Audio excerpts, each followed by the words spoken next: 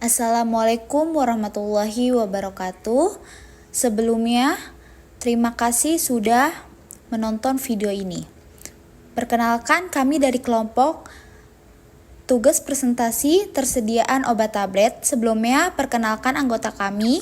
Saya sendiri Dwi Rahmawati, ada kawan saya yaitu Aulia Putri, Syifa Masyitoh, Rohimah, Ahmad Arif Widodo, Bilal Hasan Wagino, dan Seto Widgo. Setelah ini saya bacakan latar belakang. Latar belakang. Tablet adalah sediaan padat dibuat secara kempak cetak berbentuk rata atau cembung lengkap. Umumnya bulat, mengandung satu jenis obat atau lebih dengan ataupun tanpa zat tambahan. Tablet dapat berbeda dalam ukuran, bentuk, berat, kekerasan, ketebalan, daya hancur, dan dalam spek lainnya, tergantung pada cara pemakaian tablet dan metode pembuatannya. Kebanyakan tablet digunakan pada pemberian obat, secara oral atau melalui mulut. Sediaan tablet merupakan sediaan yang paling banyak diproduksi dan juga mengalami perkembangan dalam formulasinya.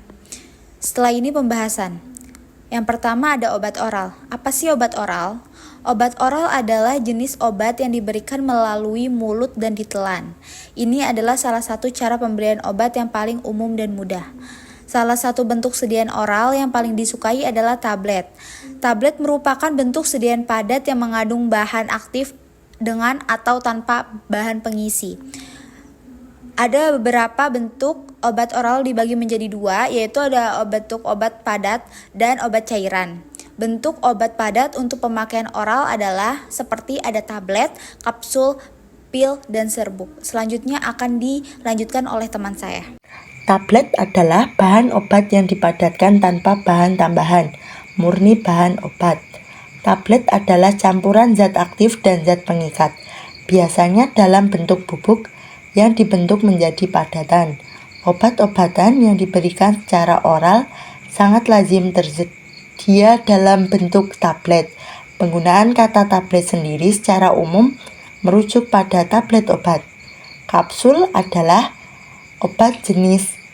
Kapsul terdiri dari bahan obat yang dibungkus dengan bahan padat yang mudah larut.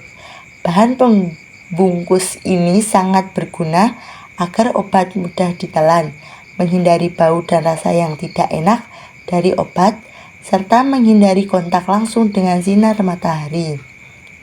Obat bentuk kapsul umumnya berbentuk bulat panjang dengan pangkal dan ujungnya yang tumpul. Pil ini adalah bentuk obat yang berbentuk bundar bulat, padat kecil yang mengandung bahan atau zat obat. Serbuk adalah campuran kering bahan obat atau zat kimia yang dihaluskan untuk pemakaian oral atau dalam atau untuk pemakaian luar. Bentuk serbuk mempunyai luas permukaan yang lebih luas, sehingga lebih mudah larut dan lebih mudah terdispersi daripada bentuk sediaan padat lainnya, seperti kapsul, tablet, dan pil. Anak-anak dan orang dewasa yang suka mengalami kesusahan menelan obat bentuk kapsul atau tablet akan lebih mudah bila menelan obat yang sediaannya sudah berbentuk serbuk, dan selain itu karena serbuk oral bisa dicampur dengan air minum atau sediaan cair lainnya untuk membantu menelan obat. Kemudian ada bentuk obat cair. Macam bentuk obat cair untuk pemakaian oral ialah larutan. Merupakan suatu larutan obat. Sebagai pelarut adalah air atau ditambah zat cair lainnya seperti sedikit gliserin, alkohol, dan sebagainya. Eliksir adalah suatu larutan alkoholis dan diberi pemanis yang mengandung obat dan diberi bahan pembantu sebagai pelarut adalah gliserin. Sirup atau larutan sorbitol. Sirup adalah suatu larutan obat dalam larutan gula yang jenuh, biasanya diberi esen. Emulsi adalah suatu campuran dua zat cair yang tidak mau campur, biasanya minyak dan air. di mana zat cair yang satu terdispersi dalam zat cair yang lain.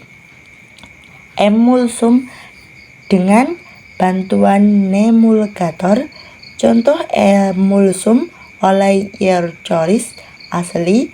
Bentuk ini selain oral juga ada yang untuk topical, lotion, dan injeksi. Suspensi oral adalah suatu campuran obat berupa zat padat terbagi halus yang terdispersi di dalam medium cairan. Biasanya cairan yang dipakai adalah air dan harus dikocok dulu sebelum digunakan. Bentuk suspensi oral dapat berupa suspensi oral, mikstura, magma, dan gel. Penjelasannya, suspensi oral adalah sediaan cairan yang diberi bahan pembau dan perasa, mengandung obat padat yang terbagi halus dan tidak larut.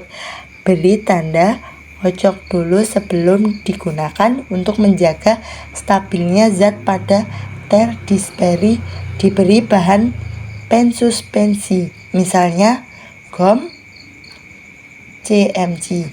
Mikstura adalah sediaan cair yang mengandung partikel obat padat yang terbagi halus. Beri tanda kocok dulu sebelum digunakan.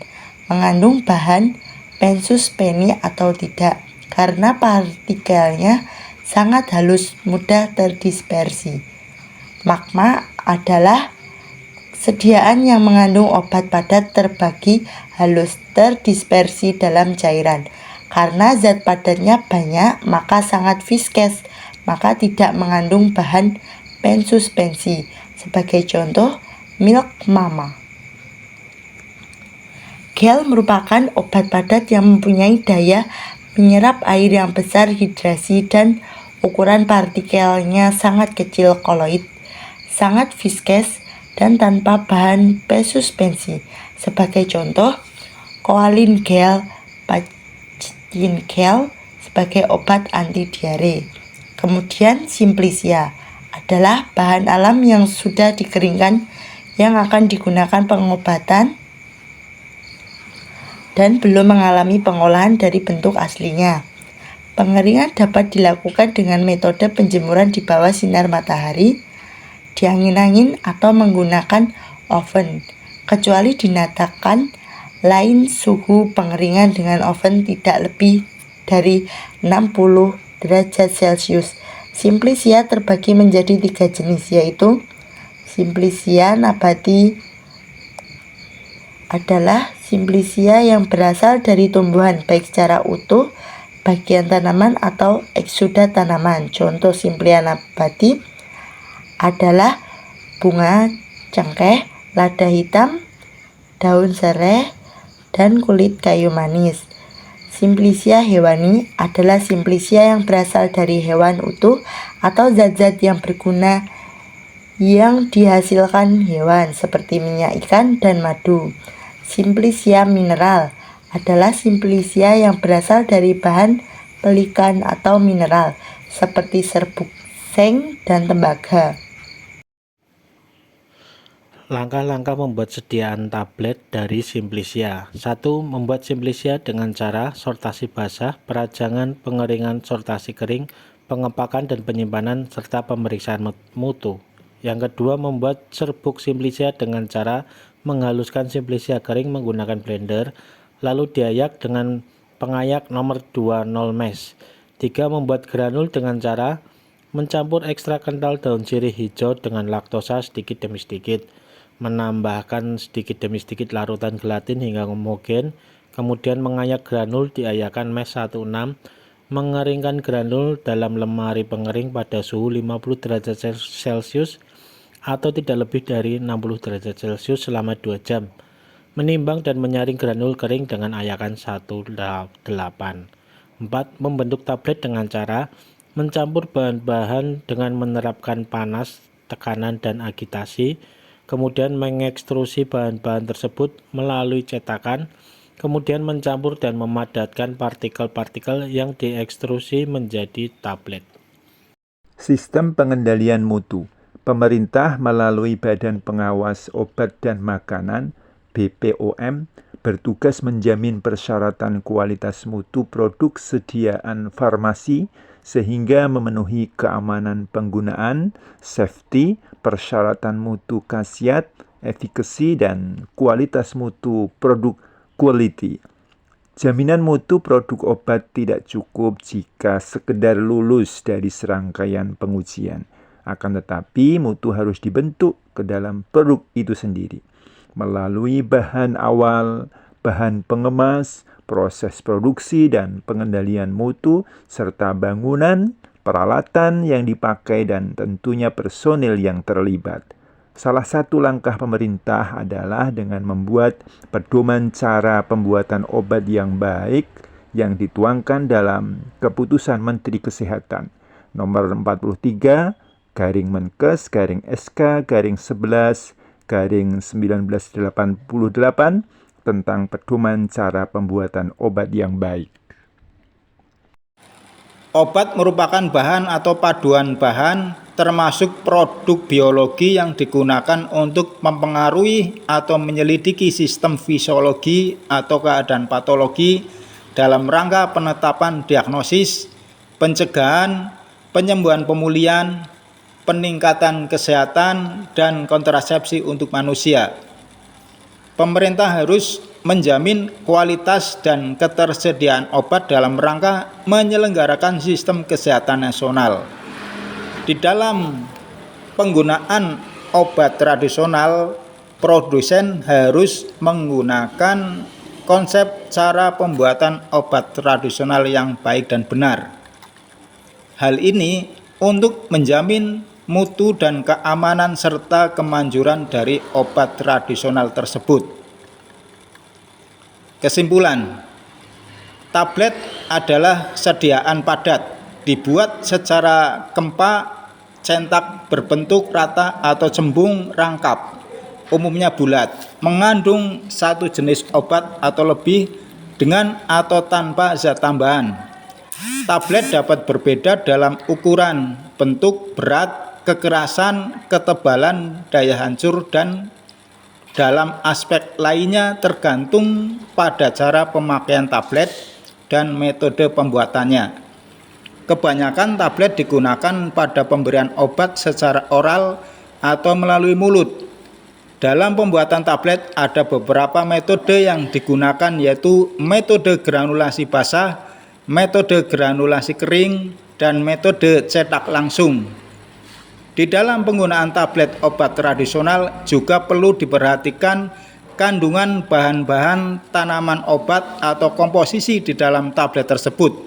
Karena untuk menghindari 4 kontraindikasi pada saat penggunaan obat tradisional, yaitu 1. Kontraindikasi pencampuran, yaitu kontraindikasi zat aktif yang terjadi pada saat meramu bahan-bahan tanaman obat.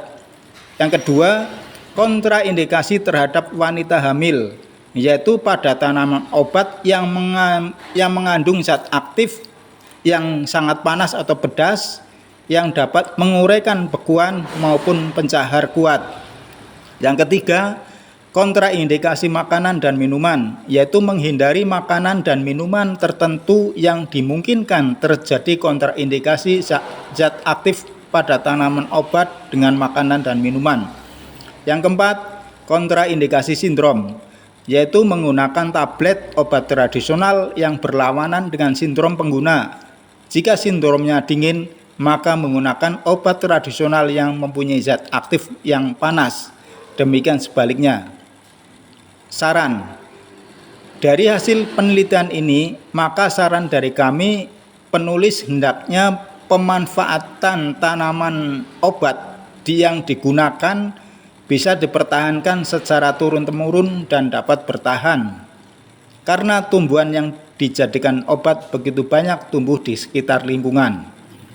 Guna menjamin efektivitas serta mencegah efek samping dan menjamin keamanan pemakaian obat tradisional dengan segala bentuknya, dalam aplikasi klinisnya ada beberapa obat tradisional yang tidak boleh digunakan dalam kondisi tertentu karena akan menimbulkan efek kesehatan terhadap pemakai.